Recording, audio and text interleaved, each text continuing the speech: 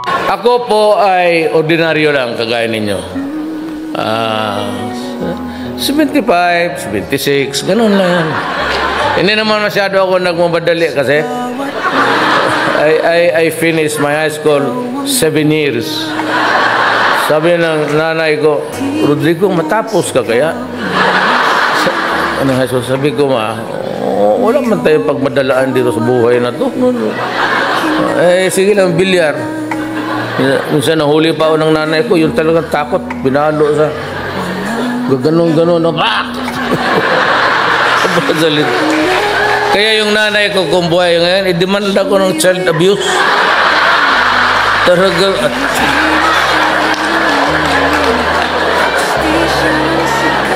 tapos kayong mga Bisaya, alam niyo yan,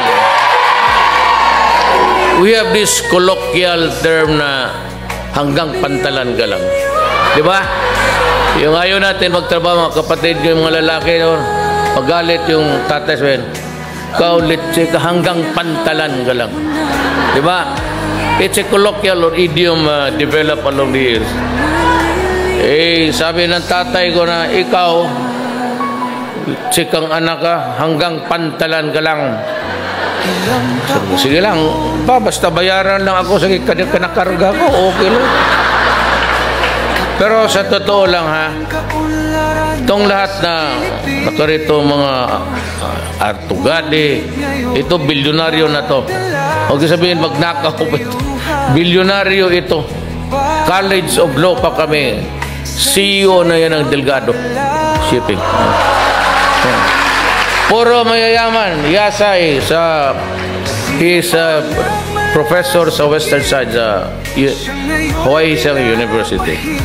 Pero sa awa ng Diyos, ito trabante ko ito lahat.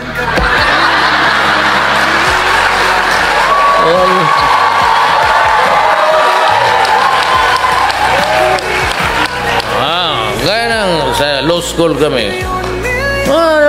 Classroom sa kami naman doon sa College of Law, magtinginan lang sa mata. Kaya kung mag-aral ka noon ng libro, ganoon ka talaga. Kasi oras kung gumanon ka, tapos karap mo yung mga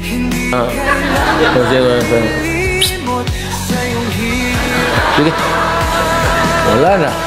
Pagdating ng 5:30, tuloy na lang natin. Sa awa ng Diyos, okay ako, 4 years. Ganun lang ang buhay. So, then, para inspirasyon,